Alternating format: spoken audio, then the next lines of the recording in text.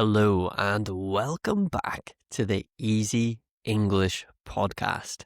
And today we're talking about a very interesting but difficult part of English language, and that is sarcasm.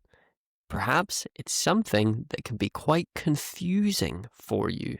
Something that can be very hard for a lot of non-native speakers to understand, or at least to understand all of the time. So sarcasm is when we say the opposite of what we actually mean. And it is used constantly in TV, movies, and general conversation, especially if you're in the UK. I think that British sarcasm is very, very common, even more than the United States. But I do think once you're taking your English to the next level, sarcasm is essential to understand. If you miss sarcasm, often you will miss the entire joke, or even worse, you completely misunderstand the other speaker and believe that they are saying something else. So today we are going to try to master or understand a little bit better English sarcasm. And we'll also look a little bit at why there are cultural reasons for sarcasm existing in the English language. And I'm going to give you some clues, some tips on how to spot it, on how to see that it is sarcasm. Okay, so we have, as always, 5 key new pieces of vocabulary for you to learn today. And if you know them already, I want you to simply actively listen for these words in the episode. But first, we have a lot of new listeners since even last week. I think on Spotify, nearly 1,000 new listeners in 1 week. So if you're new, I want to make sure that you have rated the podcast 5 stars wherever you're listening. And if you're a new listener, make sure that you're following and subscribed. And I'll talk a little bit more in a while about some other ways that you can support the channel. But first, let's have a look at our key vocabulary for today. So get ready to learn some new words. The first word is, of course, sarcasm. Sarcasm. And sarcasm is the use of words, so you're saying something that means the opposite of what is being said. And this is often to make a joke or even to express that you're a little bit annoyed about something. Let's use the word in a sentence. So he was using sarcasm when he said that he loves the rain. The second word today is tone. Tone. And tone is a noun here. And the tone is the attitude, or really the emotions, I guess, the feelings that are conveyed by the way that someone speaks or writes. You can think of the tone as the way that someone says something. So not just what they're saying, but how they are saying it. So often you have to pay attention to the speaker's tone, not just what they're saying. The tone of their voice and how they speak will often tell you what they actually mean. Okay, our third word is exaggeration. Exaggeration. A great word here, and it comes from the verb to exaggerate. And an exaggeration is a statement that represents something as better or worse than it really is. So you're exaggerating it. You're making it seem either better or worse than it actually is. For example, you might say, I am so cold that I could freeze to death. But in reality, you're just very cold, but you're not going to freeze to death. Or I'm so hungry, I'm dying. But in reality, you just want to eat. Those are exaggerations. You are exaggerating. Our fourth word today is literal. Literal.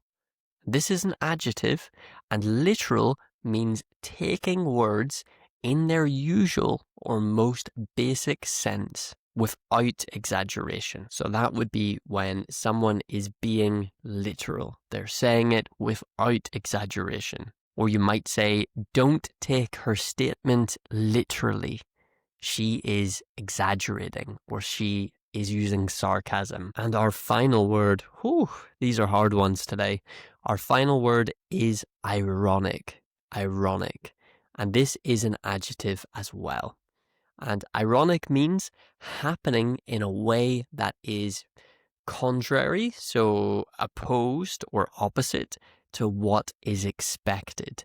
And often it can be quite funny that it's disappointing. It's a hard one to understand, but I guess, when it's ironic, it's something that is happening in the opposite way to what is expected.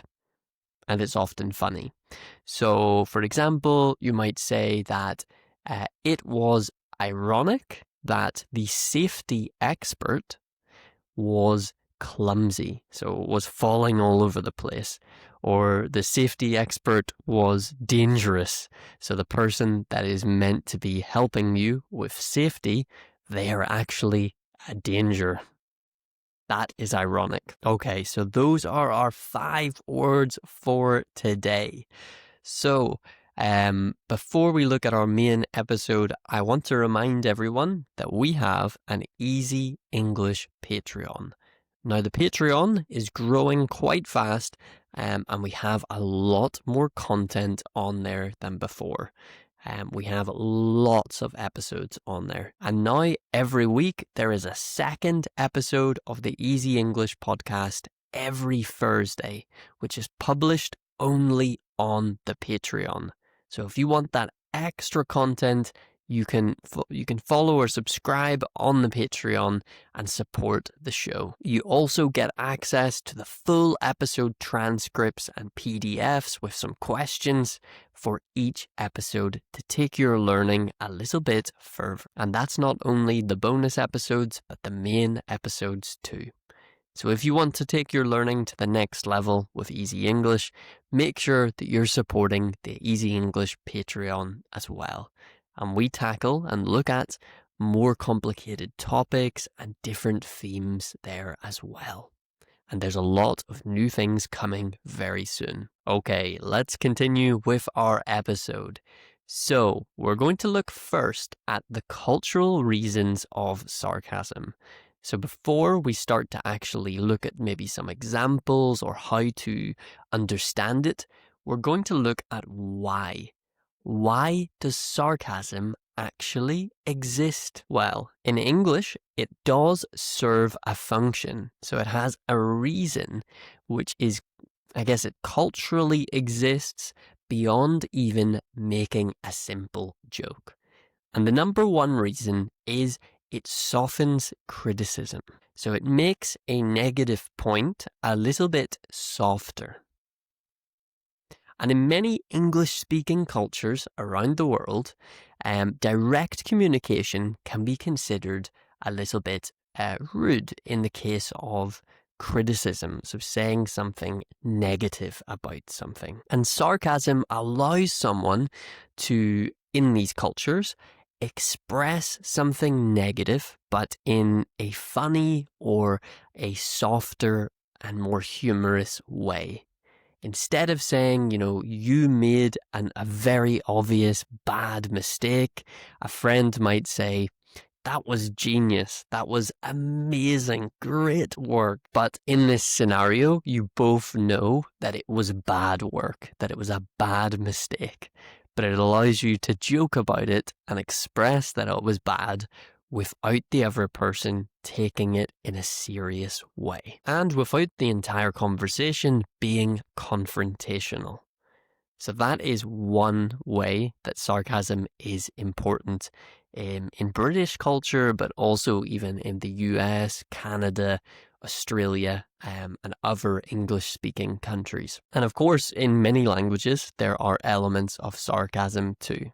But in this episode, I'm just talking about English. The next way that sarcasm can be used is to express frustration.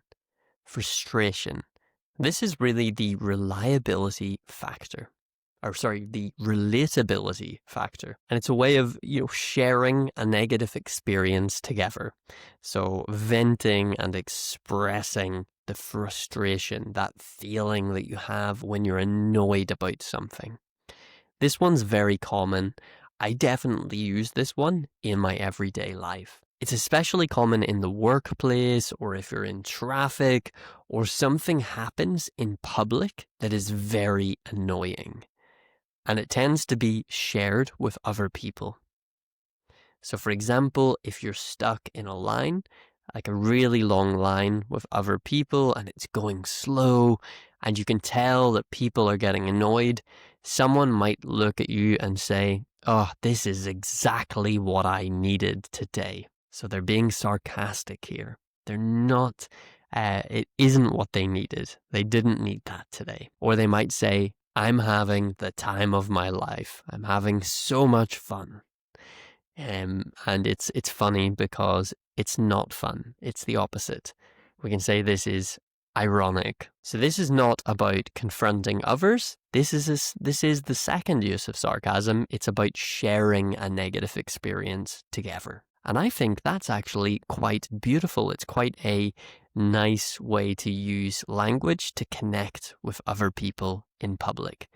It's sharing a joke together and turning a negative, frustrating experience into something that you can both have a little bit of a laugh about.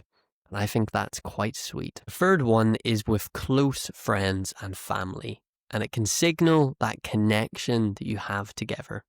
And this is often inside jokes. So sarcasm in this case is used as a sign of affection. And it's very common, I tend to see it here with groups of guys, with friends who are guys especially.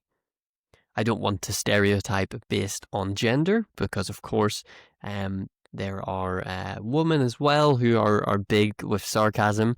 But in my experience, maybe biased because I am a guy, I tend to see this type of teasing and joking between groups of guys a little bit more to show that they're friends. So for example, if a friend wears a ridiculous hat, you might say to them, so a hat that looks very silly, it doesn't look good, you might say to them, "Wow, your hat looks great. It looks so normal. Good choice." And then the irony here is that you're close enough to basically tease each other, to make jokes about each other, that you don't think the hat is normal, but you're joking with them. And that's the type of friendly sarcasm that friends can have. The real challenge here, which is quite difficult, and this is with a lot of sarcasm, is that in many cases the words are literally positive. So they are literally positive. If you read them on a text message or written, they seem positive. But the true tone is often negative or opposite to what is being said. Now that is the challenge. And that leads us to how can we understand these pieces of sarcasm, these statements, for the true meaning. And we're going to look at just that. But first, speaking of some difficult English phrases that don't literally mean what they say, phrasal verbs. If you haven't yet, I have an ebook which teaches you English phrasal verbs. English phrasal verbs are one of the most difficult parts of the English language. And the reason for that is there are so many different combinations, and they don't literally mean what the words say. And the only way around them is to learn them. And how do I think is the best way to learn them? From context. So I put together a book, a fairly short ebook with 50 of, in my opinion, some of the most useful phrasal verbs, teaching you these verbs through short stories. So I introduce the verb, and on each page there is a short story showing you how the verb is used in context. and a couple of questions for putting it in the correct form as well. So if you would like to learn English phrasal verbs, you can get a copy of this ebook in the description below.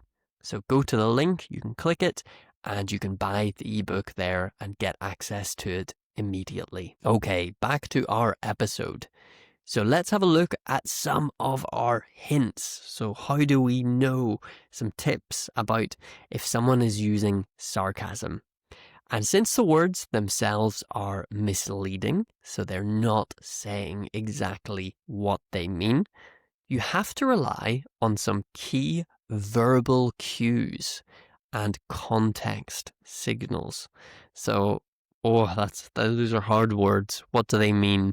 It's really stop listening to the exact words themselves, but pay more attention to the tone and the voice and how they're being said, the music of the sentence, and the context as well. Okay, so the first point is that tone, that voice. So you're paying more attention to their actual voice. And when a native speaker uses sarcasm, their tone tends to change significantly. And you should listen for vocal flatness and slowness. So the speaker often sounds bored, uninterested, or speaks slower than usual. They drain the warmth from their voice. So it's not the usual way they speak. Usually they're doing it specifically. So for example, let's say that you were in, or that I was in a very boring meeting at work. But I'm going to say the words, "It was very exciting," when someone asks me how it was. So if I said it like this, "It was very exciting." It sounds like I actually thought that it was exciting.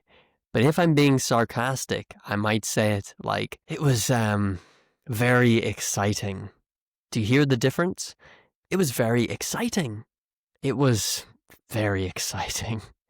So that difference in the tone of my voice shows in the second option that it was actually very boring, but I'm saying the opposite with sarcasm, using irony to essentially make a joke out of it. I'm criticizing it. I'm saying that the meeting was bad, but in a lighter way, if that makes sense. I hope I'm explaining this okay, because it is in reality, once we start to talk about it, quite a complicated idea and a little bit difficult for me to explain. As a native speaker with the English language, of course, it's not something I think about a lot. So starting to talk about this, I'm learning as well, I guess, how to explain it. The next part of the voice, so still within our section of the tone of voice and how people are saying something, is overemphasis and exaggeration. So for example, let's say, let me think of an example. Let's say someone is very indecisive, so they can't decide on on what to choose for dinner. You might say to them, "You are really good at making decisions," or "You are really good at choosing dinner."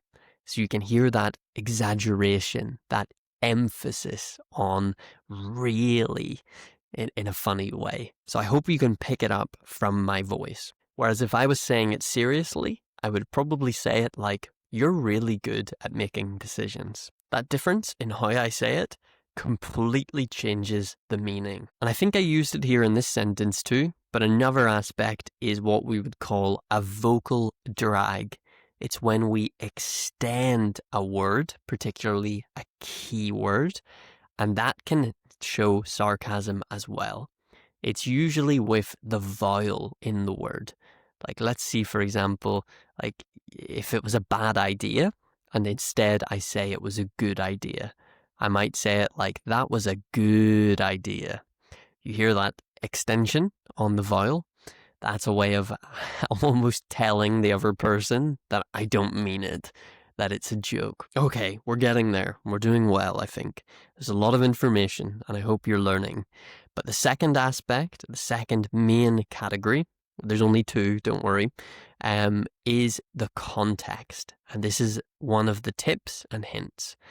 So you can tell often from a disconnection, so when something doesn't match with the context. This is the easiest way to know in the case that something is obviously not true, or it's clearly an exaggeration, then it is probably sarcasm. So for example, you have a massive thunderstorm in your town. There is rain, wind, and it is terrible weather. And you might say, or I might look at you and say, fantastic. What beautiful weather for a picnic. So not only is it exaggeration, maybe I've used a funny tone of voice, but from context, you know it is terrible weather. You're not telling the truth, so it's probably sarcasm. And the statement is ironic. It's the opposite of what is actually happening. Okay, so now you've spotted sarcasm. How do you respond to it? Well, there's one way. You joke as well. So you can respond with sarcasm too.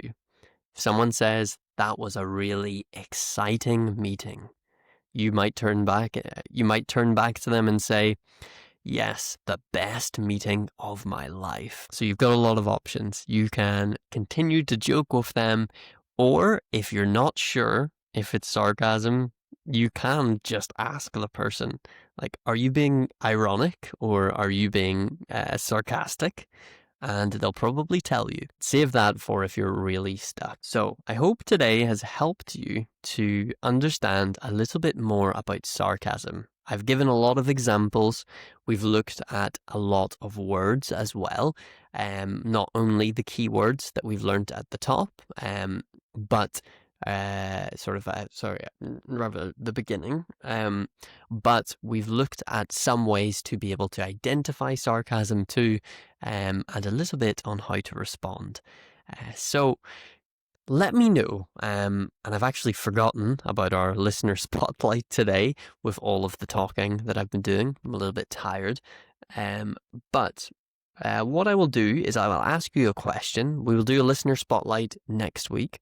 But I want to ask you the question of, do you understand sarcasm? So I want to know your experience. What do you think about sarcasm? Do you understand it? Is it something that you have noticed in TV and movies? And do you have it in your language? So basically tell me what you think about sarcasm. And of course you probably have it in your language, but is it common? Is it something that people use a lot? Because I can tell you, here in the UK, sarcasm is a massive part of our culture and our humour. So I hope this helped. Make sure to check out the Patreon and get a copy of the ebook if you haven't already. And if you're new and you've enjoyed this episode, make sure that you're following or subscribed. Thank you so much for your support. I love reading each and every one of your comments. It's amazing, and I love communicating and listening to what you have to say. Thank you so much for your support, and I will see you in the next episode. Goodbye.